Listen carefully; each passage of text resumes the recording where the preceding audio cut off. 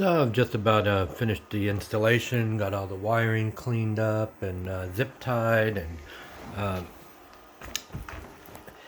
battery's been charging up for a while now, and it's balancing really well. I had to take the fan out to fix everything, but I wasn't going to use that fan anyway. And feed these, they'll show you the balancing voltage. Probably still have to do a little bit of setup on these, but I'll learn that as I go. I have 2 other cells. I bought 3 of these, so I will be having to do 2 more of these to complete my first batteries, and I'll be showing you that.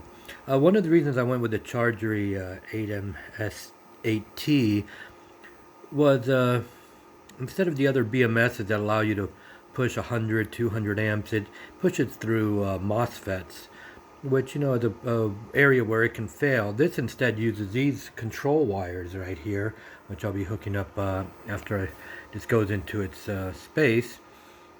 It goes through a contactor, and I bought a 12 volt golf cart contactors, which are rated at 150 amp continuous, and I think up to 300 amp or 400 amp surge. So that's perfect for this, and they were relatively inexpensive. I believe I bought them for like $13-14 a piece. Wasn't bad at all. Well, I'll be showing you the installation as it goes along. I hope you enjoyed. Maybe got some ideas. Some of the other things is I put the little LED light from the Chargery up here. The little speaker is connected back here and in the back, so the little warning alarm.